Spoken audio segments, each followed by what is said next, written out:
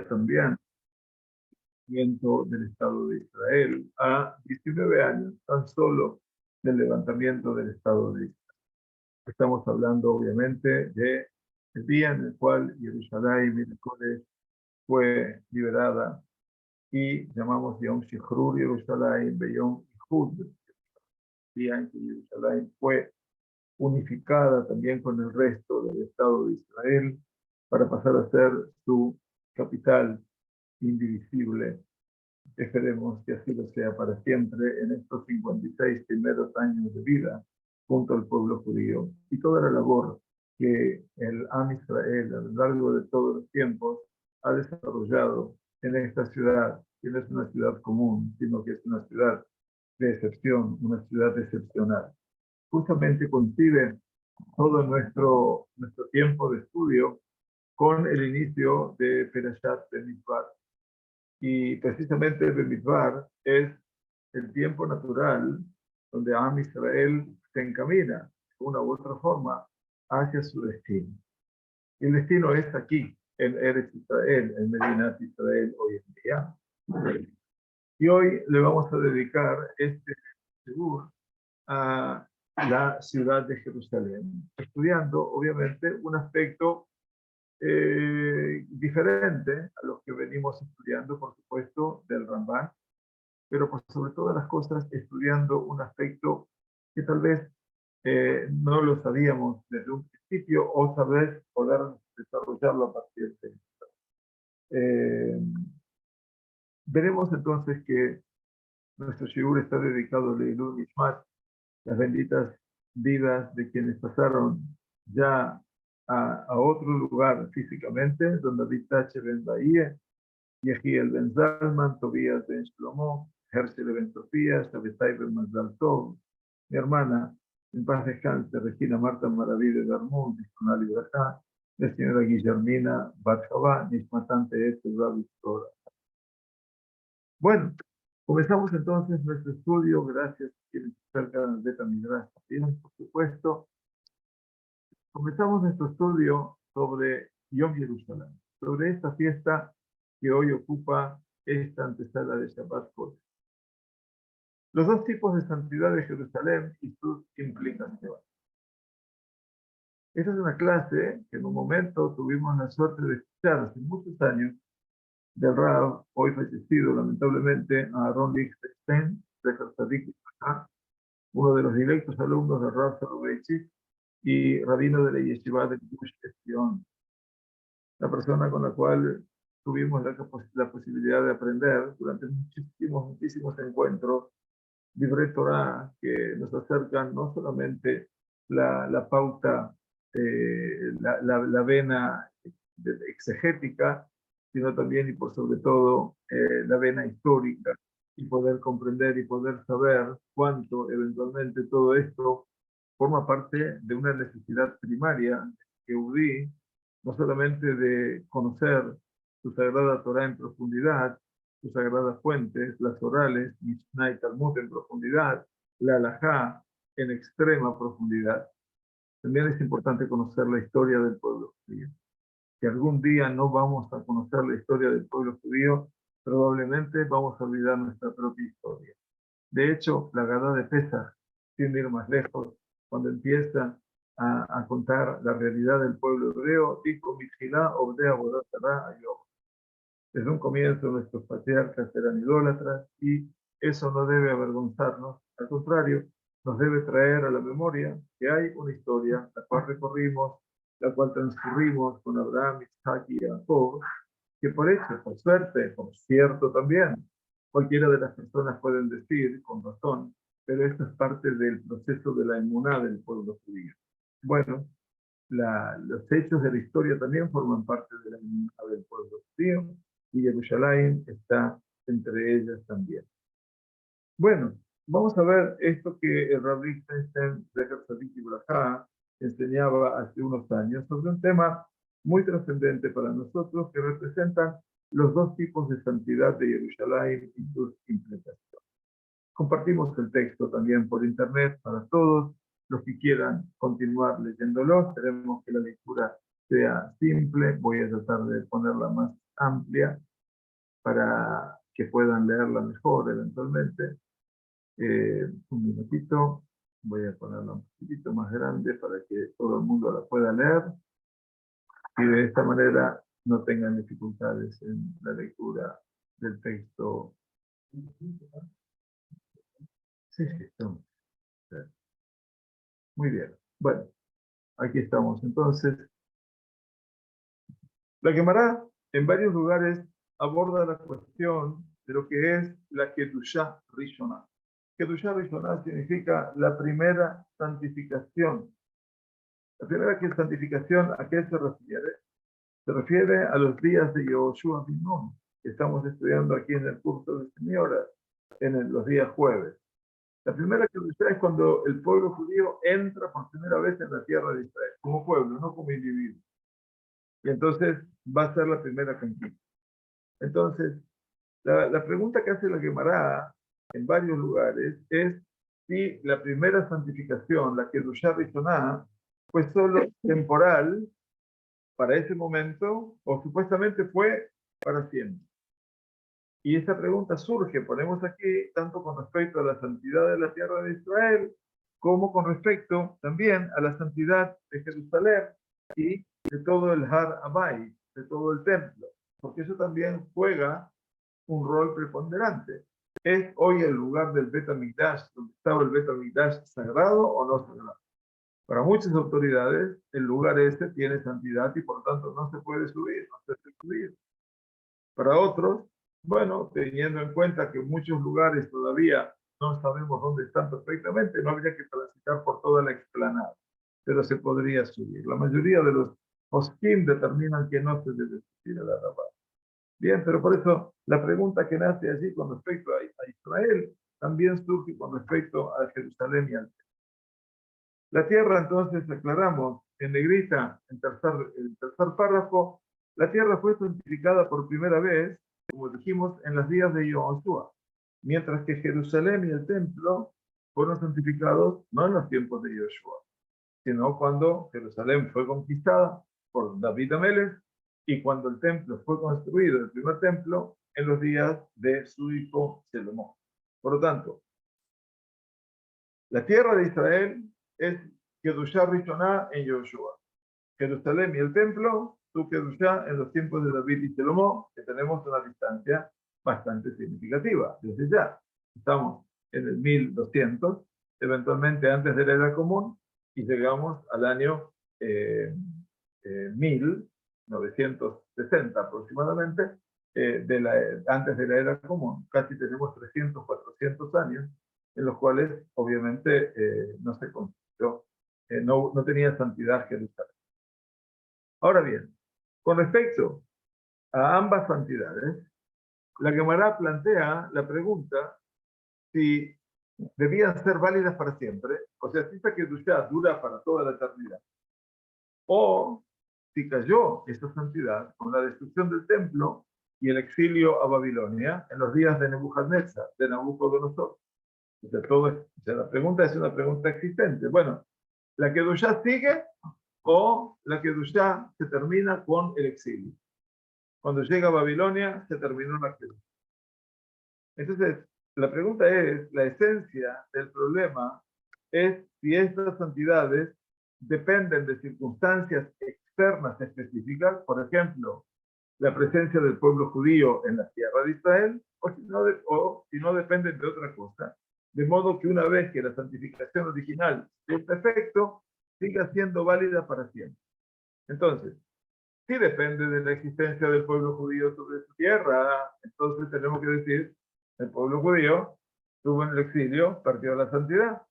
Y ni que hablar de los 2000 años que tuvimos de exilio después de Roma. Entonces, depende de que el pueblo judío esté, o eventualmente eso no implica necesariamente una condición y por lo tanto la santidad de la tierra sigue siendo válida para siempre. Y ahí es la Gemara cuando plantea una pregunta similar con respecto a la segunda santificación. Tuvimos dos santificaciones de la tierra. La primera con Yoshua. Y la segunda, para que sepan la importancia, es la Kedushá Sheniá en los días de Ezra. Esto significa el segundo templo de Jerusalén, esto significa una época constructiva, la época de renovación del pueblo judío aquí en esta tierra llamada Shivat Zion. Aconteció 70 años después, o por lo menos a partir de 70 años después del regreso de Babilonia. Tenemos Babel, el exilio de Babilonia, la destrucción del templo de Jerusalén, y a partir de allí se va a producir la Kedushá Sheniá.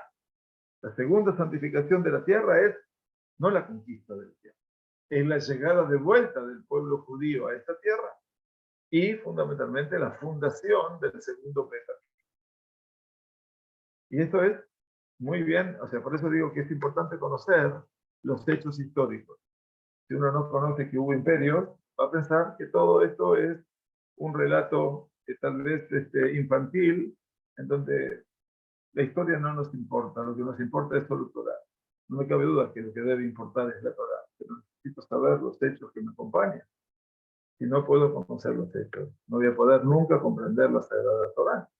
Porque la semana pasada, la semana pasada, el Rambam nos estaba dando una lección de historia, cuando decía que la Lot, las maldiciones que están en el libro de Baikra, si lo recuerdan, quienes estuvieron aquí y en el Sheur, se referían al primer Galut. Y las segundas que están en el libro de Devarim se refieren al segundo Galut, que es después del exilio de Roma. Entonces tengamos en cuenta todo esto, porque a veces nosotros desestimamos muy fácilmente los hechos históricos, o algunos también, Alonim de Shabbat, desechan los argumentos históricos diciendo que todo es la providencia. A mí no me cabe duda que la providencia existe, y si no estaría la providencia no estaríamos nosotros hablando de un Sheur. Pero tampoco podemos negar que esta Jerusalén, que hoy cumple 56 años de unida al pueblo judío, bueno, es una ciudad que históricamente está íntimamente ligada con el pueblo judío. Si no le vamos a dar la relación a los palestinos, o le vamos a dar la razón a las naciones del mundo, que van a decir que somos ocupacionistas.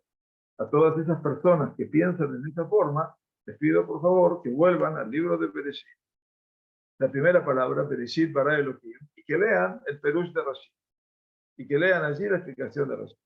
¿Por qué empezó diciendo Kadosh Baruj Hu, Bereshit bara Elohim? ¿Por qué en el principio fue Dios? Para que no vengan las naciones del mundo y le digan a los judíos, ustedes son ladrones, que robaron la tierra de los 7 pueblos canaanitas. El hecho de que nosotros creemos vehementemente que Hashem creó el mundo, es que toda la tierra le pertenece. Y si toda la tierra le pertenece, Él se la da a quien a Él le place.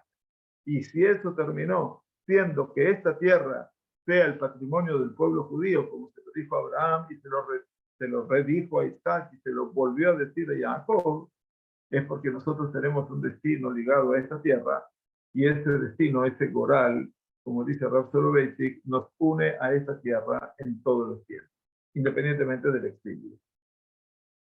Entonces tenemos Kedushá Rishonah, la primera santidad de la tierra, con Yoshua, la conquista, la época de la conquista feliz. La segunda, el Kedushá, es la época de Shivat Zion.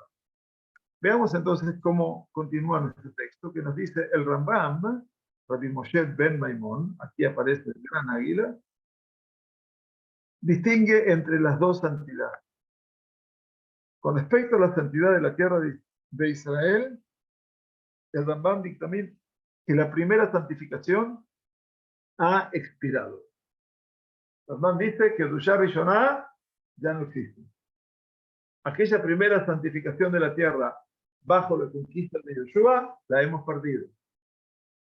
Y que solo la santificación realizada por Ezra, para que vean ahora la trascendencia histórica de Ezra, es válida para siempre. ¿Se entiende lo que dice Rambam? O sea, la primera Kedushá se anuló y la única Kedushá que sigue para siempre es la segunda. Aquella que vinimos en Shivat Zion, por más que después fuimos expulsados por los romanos o lo que sea. Esa es la posición del Rambam con respecto a la tierra de Israel. Con respecto a la santidad de Jerusalén y el templo, sin embargo, el Rambam sostiene que la santificación original es válida para siempre. O sea que la santidad de ¿cuándo? De David y de Salomón. ¿De acuerdo? Entonces el Rambam dice, santificación de Jerusalén, el templo, la de David y Shlomo. Eso significa que, fundamentalmente, que a uno se le permite hoy comer de los sacrificios más sagrados, Kodesh Kadashim, en el sitio donde se encontraba el templo, y comer el segundo diezmo, Maaser Sheni, dentro de los confines de Jerusalén. O sea que sería esa la santidad. El lugar se mantiene santo. Como les dije ahora, ¿por qué no se puede subir al Arabay? Supuestamente porque el lugar mantiene su kedusha. Y por eso no se puede ir. Si alguien tiene alguna pregunta con respecto a esto, ya saben cuál es mi opinión. Entonces, yo no lo digo por los árabes, que para estar en paz con los árabes, no me interesa el fundamentalismo de ningún lado. Pero el lugar tiene que luchar. Y como tiene que luchar, no se puede ir, porque uno no sabe qué está pisando. Y si estoy pisando el lugar donde estaba el altar, y si estoy pisando el lugar donde estaba el altar del incienso, y si estoy pisando el lugar del Kodesh HaKodashim, ¿cómo lo sé? Estoy ahora, ¿cuántos metros arriba? Decenas de metros para arriba. Entonces no lo sé, y por lo tanto me privo de este tipo. Bien. Vamos a ver.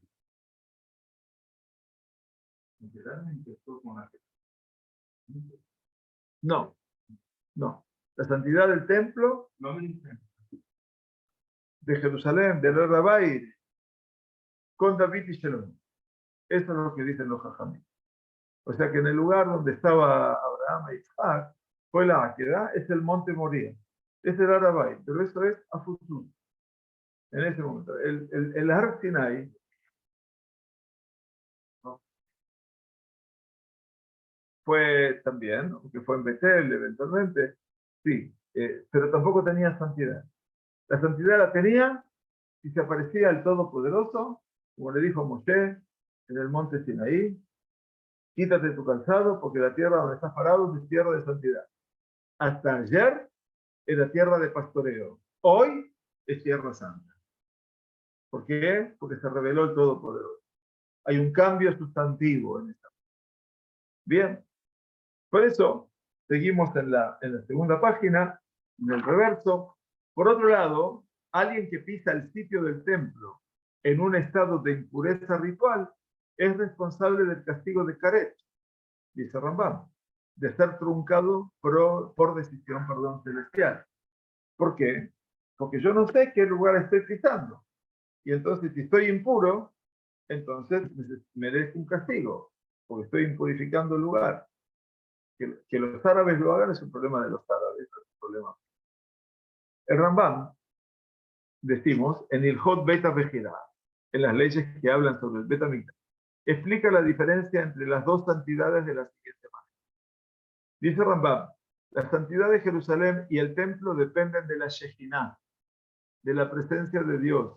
Y la Shejinah nunca se fue. Por eso mantenemos el concepto de que más allá del exilio, más allá de la destrucción, más allá de lo que haya pasado, Shejinah los hace. La Shejinah no se movió de este lugar. Sigue estando allí. Y por lo tanto, si está la Shejinah, esto marca que ese lugar que es sagrado. Ese lugar tiene santidad. Mientras que la santidad de la tierra de Israel, dice Rambam, depende de la conquista de la tierra. Como fue con Yoshua y como aconteció después, en la época después de Ezra, de los Hashmonaim, que conquistaron la tierra de manos de los griegos. Y por lo tanto caducó cuando la tierra fue quitada de la posesión de Israel. O sea que la santidad del templo de Jerusalén para el Rambam es eterna. Y la santidad de la tierra es en la medida de que el pueblo de Israel dejó de poseer. El Liechtenstein Zal decía, se puede decir mucho sobre la visión del Rambam, pero me gustaría centrarme en la posición del Ra'abat, que no está de acuerdo con el Rambam. Ustedes tienen aquí abajo, el Ra'abat, un llamado. El Ra'abat es alguien muy crítico del Rambam. ¿Vieron allí la historia abajo? ¿La vieron? El Ra'abat vivió, obviamente, entre el 1125 y 1198. Es contemporáneo del Rambam, para que sepan. Abraham ben David, Rabbi Abraham ben David, el Ra'avad, conocido como la abreviatura de Rabat, nació en el sur de Francia, unos 20 años antes de Maimónides. Tuvo la suerte de que Poitiers, su lugar de nacimiento, no estaba lejos de la ciudad de Lunel. En Lunel, en ese momento, se había reunido la crema de los talmudistas y la universidad allí era el refugio de eruditos perseguidos de todos los países del mundo. Muchos creen que Lunel había comenzado a funcionar como un centro de la Torá desde el momento de la destrucción del segundo templo, Ad Gedekah. En esta esfera de aprendizaje profundo llegó Abraham ben David para su propia educación. Entre sus escritos se destacan sus notas, Asagot, que son críticas, al Mishneh Torah de Maimónides. El rabino Abraham fue un crítico muy severo, pero fue impulsado principalmente por su ferviente ortodoxia. Rabino Abraham temía que el Mishneh Torah citase la última palabra sobre la ley judía y así podría reemplazar el estudio real de los diversos argumentos académicos que comprenden el Talmud. Todavía no había un libro de halajá central. ¿Está bien? Entonces, la halajá estaba expuesta en el Talmud. Y el estudio de la halajá era estudiar Talmud. Las personas pueden estar inclinadas a usar el Mishneh Torah como su Biblia y de aquí en adelante dejar de discutir y sopesar los problemas de los judíos a fondo. Sin embargo, el tiempo demostró que estos dos hombres contribuyeron mucho al avance del aprendizaje. El Ra'avad, entonces, para que lo conozca la sociedad, tiene aquí una posición que no está de acuerdo con el Ra'avad. Y mire la Sasagot de él, hay el Jod Beta Vejirá, en el centro, en Bastardí. Esta decisión se deriva, la decisión de que el templo es para siempre y la de Israel tiene posesión, dice Ra'avad, esta decisión se deriva de su propio razonamiento y no sé de dónde viene. Saben ustedes que el Rambam era súper autónomo a ese nivel. Y cuando daba una razón, mejor dicho, cuando ponía una posición, la ponía y no decía de quién. Porque es un genio y sabe. Entonces Rabat le dice, esto que dijo es una evaluación de él y no sé de dónde vino. Según la opinión de que la primera santificación no fue para siempre, no hay distinción entre el templo y Jerusalén y el resto de la tierra de Israel. Acuérdense que Ramán dijo, la tierra de Israel no, el templo y Jerusalén sí. Tienen primera santidad desde siempre. Y el otro, la tierra, no. Y él dice que no hay distinción entre el templo y Jerusalén y el resto de la tierra. Además digo que incluso según el rabino Yossi, él cita la Gemara, quien dijo que la segunda santificación debía ser para siempre, solo dijo esto con respecto al resto de la tierra de Israel, pero con respecto a Jerusalén y al templo no lo dijo, porque Ezra sabía que el templo y Jerusalén cambiarían en el futuro y serían santificados por otra santificación eterna con la gloria de Dios para siempre. O sea que Ezra y Nehemías, sostiene el Ravad, sabían que si se pudo destruir el primer templo, se podía destruir el segundo. O sea que si habría de venir una santificación de ese lugar, sería la santificación futura, cuando Kadosh Baruj Hu lo construya, tiempos mesiánicos, y sea el tercer Betamigdash, y allí no haya ninguna duda de la santificación. Así se me reveló el misterio de Dios a los que le temen. Así se me reveló. Así dice Zecarías. Por lo tanto, una persona que ingresa allí, al sitio del templo hoy, no es responsable de eso. O sea que según el Rabat, podría entrar tranquilamente. ¿Por qué? Porque ese lugar no tiene santidad. ¿Está bien? Entonces aquí encontramos que hay dos luces del medioevo que están en discusión. Y para que entiendan ustedes que hoy en día, si hay distintas posiciones para subir o no al templo, es porque está en discusión. Y es válida la discusión. El judaísmo no es absolutista. No es la figura de cualquier otra tradición religiosa como el Islam o el cristianismo. No es así. Está la discusión, está la puesta en marcha y está la opinión. Y después está los que siguen a esa opinión y los que siguen a esta otra. Estamos hablando de un problema de la jata. Estamos hablando de lo que representa la santidad del lugar. Al comienzo de su nota crítica, el Ra'avad Dice que la distinción del Rambam entre la santidad de la tierra de Israel y la santidad del templo no debe aceptar. Si la primera santificación de la tierra caducó, la de Yoshua, entonces lo mismo debería aplicarse a la primera santificación del templo. Hay dos formas de entender este argumento del Rambam. Primero, la santidad de la tierra de Israel es inferior a la santidad de Jerusalén y el templo. Y por lo tanto, si la santidad inferior de la tierra no sobrevivió a la destrucción y al exilio, tanto más debe hacerlo la santidad más sublime de Jerusalén y el templo, que han caducado. ¿Se entiende? O sea, si la santidad de la tierra dejó de ser tal, entonces la otra, que es más trascendente, con mucha más razón, tiene que dejar de ser. Ese sería el primer argumento. Segundo, la santidad de Jerusalén y el templo dependen de la santidad de la tierra de Israel. De tal manera que sería imposible que la santidad de la tierra haya caducado, mientras que la santidad de Jerusalén y el templo se continúan. Según el Rambam, esta era la situación durante el periodo entre la destrucción del primer templo y la construcción del segundo templo, mientras que según el Rabat, tal situación es imposible. Por lo tanto, no puede haber que una tenga santidad y la otra no. O las dos tienen santidad o ninguna tiene santidad. Ese sería el punto de partida que los diferencian. Entonces, al Rabat con el Rambam.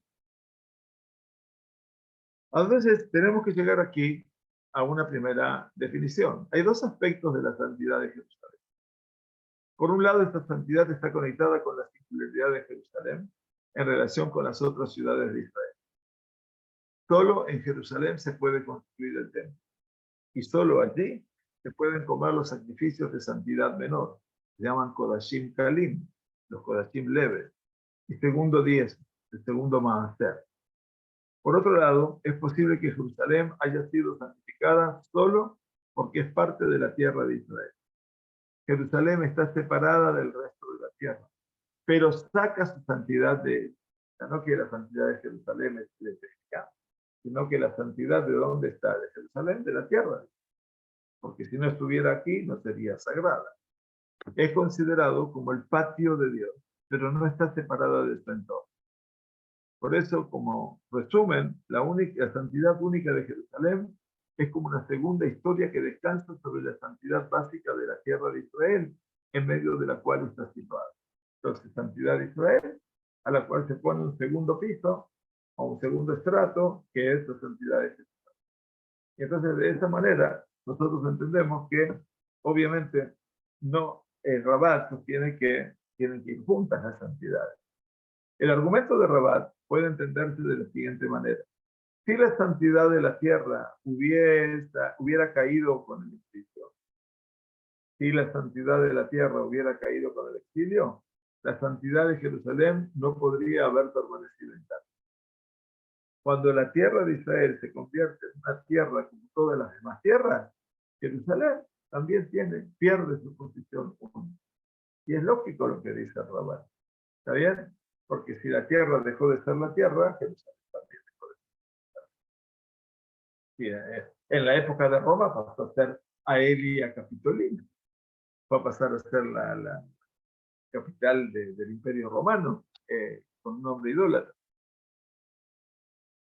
El Rambam, como se indicó anteriormente, no está de acuerdo con el Rabat y sostiene que la santidad de Jerusalén se mantuvo vigente incluso después de que la santidad de la tierra de Israel cambió.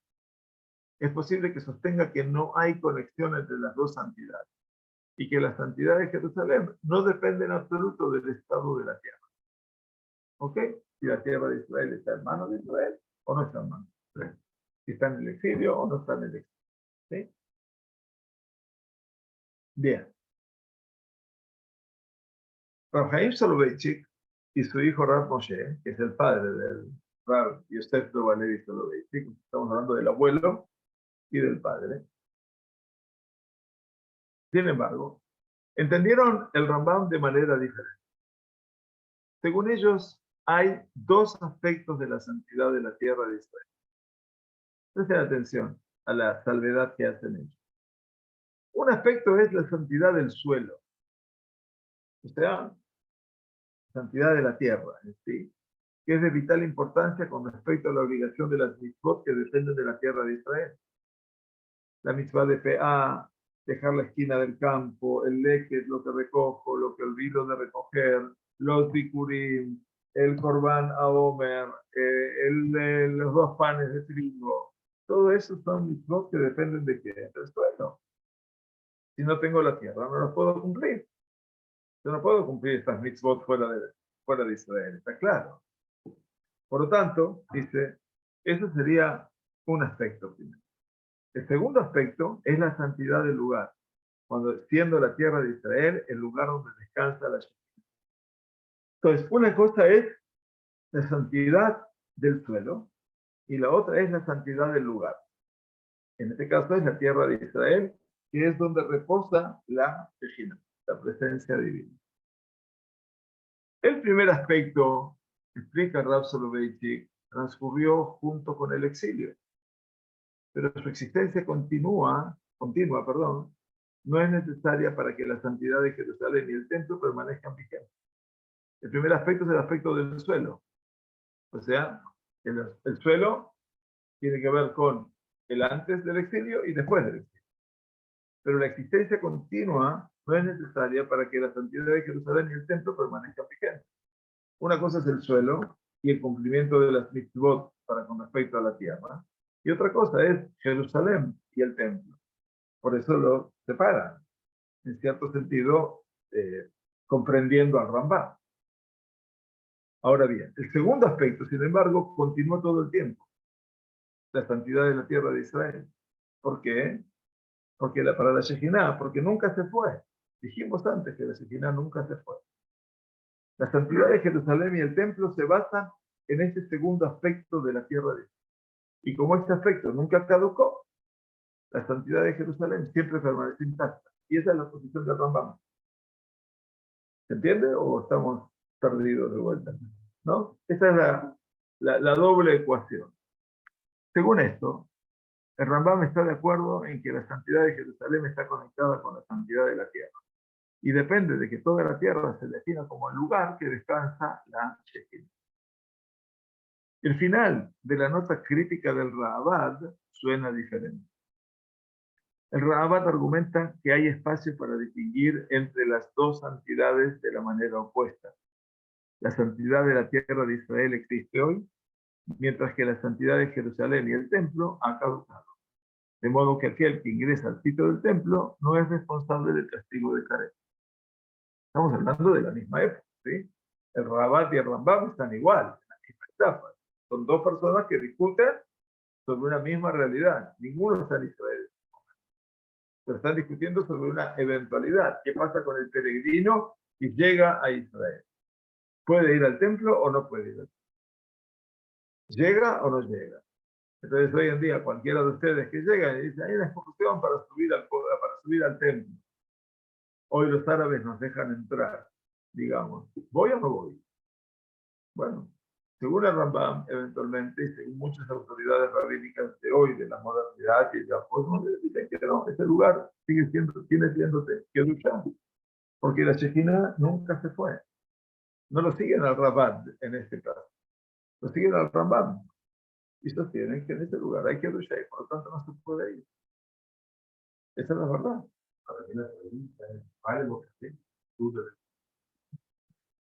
¿Vale el caret? No. Si vale la pena que entiendo. Si vale la pena arriesgarse tanto por un caret, desde ya. Sí, yo pienso que también considero lo mismo. El Rabat explica que Jerusalén y el templo serán santificados una vez más en el futuro, cuando la gloria de Dios se revele en él. Y por eso Esdras se encargó de santificarlos con santidad temporal. Según el Rabat, así se le reveló el misterio de Dios para los que le temen. O sea que la santidad de que vio Esdras en el templo de Jerusalén fue temporal, porque sabía que eventualmente se podría volver a destruir.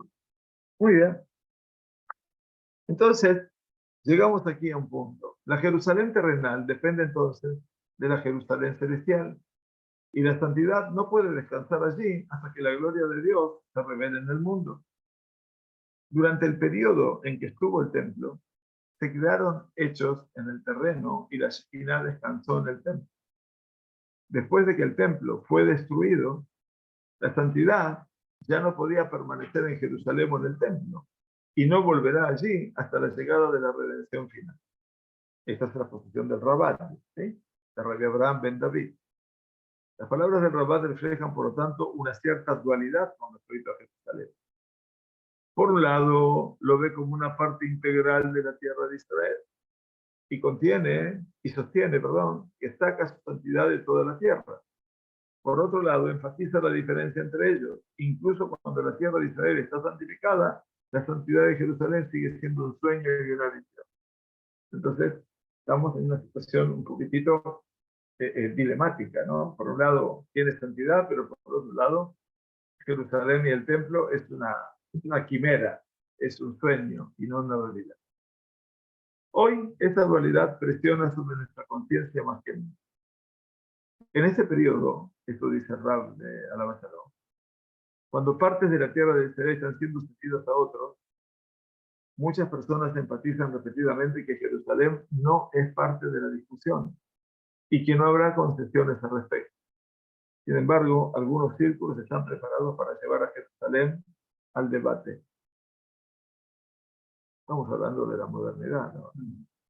Esta posición es motivo de preocupación en varios aspectos.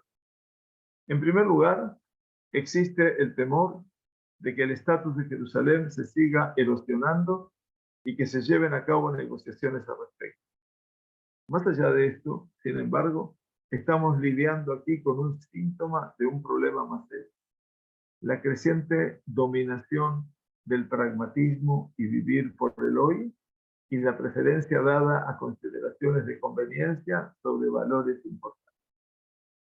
Hoy es mundo del pragmatismo, hay que hacer esto, y las consideraciones de conveniencia. Mejor. Hablando prácticamente, la perspectiva secular no reconoce el fenómeno de la santidad. El mundo no religioso no reconoce lo que es la Kedusha. ¿Qué le importa lo que es la Kedusha? ¿Qué significa Kedusha? Por lo tanto, se deduce que todos los días son iguales, como lo son todos los objetos y todos los lugares. Por lo que Jerusalén no tiene mayor importancia que cualquier otro. Mientras continúe esta erosión del estatus de Jerusalén, también pasará de ser un síntoma de un fenómeno a un factor que lo intensifique, fortaleciendo así el desprecio que se muestra al estatus de Jerusalén y a los valores sagrados en general. Desde el año 67 a esta parte, Jerusalén, su estatus se fue erosionando. Desde 1948 a 1967 fue un sueño. También en la boca de Ben Gurión, también en Rabin, que es el que liberó el Kotel, Aleem Shalom, pero que en última instancia, algo se ha perdido en esta sociedad. Y aquí, la recuperación de Jerusalén durante la Guerra de los 6 días trajo arrebatos de alegría y euforia en todos los sectores de la población. Jerusalén encendió una chispa incluso en los corazones de las personas no religiosas, que no sabían exactamente cómo explicar por qué Jerusalén era tan querida por ellos. Hoy, el estatus de Jerusalén continúa disminuyendo y es difícil saber dónde se detendrá. Lamentablemente. Lo que se ha dicho aquí también se relaciona con nosotros. Debemos esforzarnos por fortalecer el estatus de Jerusalén en ambos aspectos. Además, debemos fortalecer nuestra sensibilidad y conciencia con respecto a todo lo relacionado con la santidad en general. Esta conciencia encuentra expresión en diversas situaciones. Cuando una persona se para al lado de un rollo de la Torá, Shabbat y Yom Tov, o cuando se para en las puertas de Jerusalén. Una disminución en el estatus de Jerusalén impacta en nuestra conciencia de santidad en Jerusalén recurre a la santidad de la tierra de Israel, pero también se considera que posee una santidad sublime propia. Forma parte de la tierra de Israel y eso le concede santidad. Pero a su vez Jerusalén tiene una santidad. Se relaciona tanto con la realización como con la visión. Está conectada tanto al presente como al futuro. Debemos anclar estos diferentes aspectos en lo profundo de nosotros y comprender la relación entre ellos. Solo entonces apreciaremos completamente el significado y el valor de Jerusalén. Así escribía en la despedida de este artículo el Rav Lichtenstein a la Barcelona. Y esta es la realidad que nos toca hoy vivir como parte del pueblo judío en el siglo XXI, en el postmodernismo, en donde lo que parecía indiscutible en algún momento, hoy en día también es fruto de la discusión. Aquello que representaba prácticamente un principio de acción que acompañaba la existencia del pueblo judío, que empezó todavía en Babilonia. Y Meshkajej, Jerusalén, Tishkaj, Yemini. Todo el mundo piensa que eso lo dicen los novios en la posmodernidad, ¿no? Porque ahora pensamos en Jerusalén. No. Ese Meshkajej tiene 2600 años de existencia. Si me olvidare de ti, Jerusalén, se olvide mi mano derecha. Te pegue mi lengua a mi paladar, si no te recordare, si no te elevare Jerusalén por sobre todas mis alegrías. Los babilonios le pedían a los judíos mofándose, cántennos, Shirulanu Mishirei Zion, cántennos de las canciones de Sion. Y los judíos allí estaban sobre los ríos y oasis de Babilonia, decían, ¿cómo vamos a cantar el canto a Dios en Asmat Neja, una tierra extraña y ajena? Y allí dijeron, Meshkajej Jerusalén. Yo creo que hoy la tarea, tal vez, también para nosotros, los que estamos aquí en Israel y que vinimos aquí por elección, no porque gracias a Dios nos persiguieron, aunque cualquier circunstancia también es válida, porque la persecución económica también es persecución. Entonces, todos aquellos que vinimos aquí por elección, también tenemos que imbuir de cierta certeza y de cierto conocimiento a nuestros descendientes, a los hijos y a los nietos. Porque Jerusalén no es punto de negociación para el pueblo judío. Jerusalén es lo que es la esencia de la existencia del pueblo judío. La tierra de Israel es la base existencial del pueblo judío. Y el primer piso, la Comar Rishoná, es Jerusalén. No hay Israel sin Jerusalén, así como no hay Jerusalén sin Israel. El Kadosh Baruj Hu tiene su Jerusalén hermana, es cierto, Jerusalén celestial. Pero esto es más o menos, como el códice puede decir. Puede ser. No hay, es una buena comparación. Pero en última instancia, lo que no podemos hoy en día es olvidar todo lo que representa ese compromiso con esta tierra y fundamentalmente con la ciudad de Jerusalén. Jerusalén no es negociable, a pesar de que van a escuchar muchas de las ofertas y de las exigencias que tiene la autoridad, comillas, palestina. No tienen nada de autoridad y no sé de cuánto de Palestina en realidad, pero que en última instancia quieren tener su capital en Jerusalén. ¿Qué hicieron ellos por Jerusalén? Más que ultrajarla, más que violentarla, más que destruirla, más que abandonarla. ¿Qué hicieron? ¿Cuál es el mérito? Haber nacido allí. Muy bien, acá hay libertad de culto. El Estado de Israel, desde que se levantó, ha establecido la libertad de cultos en Jerusalén. Allí están los cristianos, están los armenios, están los árabes, están los... Cada uno tiene su mundo. Pero Jerusalén no puede cederse ni un ápice de él. Y esto no lo digo por pensamientos derechistas o izquierdistas o centralistas. Simplemente es la sensación de piel que me recorre a mí desde que tengo uso de la razón con respecto a Jerusalén y su historia. Por eso, al principio del Seúl, dije, si no vamos a conocer los hechos históricos, vamos a estar ignorando muchas cosas. Jerusalén figura en el Tanaj 656 veces. 656 menciones, contra 0 en el Corán y 0 en el otro libro de los cristianos. Entonces, ¿qué queremos saber? ¿De quién pertenece esta ciudad? Ella es de Dios y Dios nos las ha consagrado a nosotros. Desde David Amelech, que la ha conquistado, hasta el último soldado que se paró en el Kotel Ma'araví hace 56 años para llorar sin haber tenido contacto de la historia con el Kotel. Y sin embargo, esas piedras levantaban. Yom Yerushalayim Sameach, Leman Yerushalayim lo Ejashé, dice, por cuanto Leman Sion lo Ejashé, perdón. Decía el Naví, por Sion no habré de enmudecer, Leman Yerushalayim lo Ejashé, y por causa de Jerusalén no me habré de callar. Esperemos que ninguno de nosotros calle, sino que Jerusalén sea la palabra cotidiana que nos ubica a nosotros en ese compromiso con todo el pueblo judío por todas las generaciones. Shabbat Shalom, Kodesh Tov. Muchas gracias, Yom Jerusalén Sameach. Pero gentío.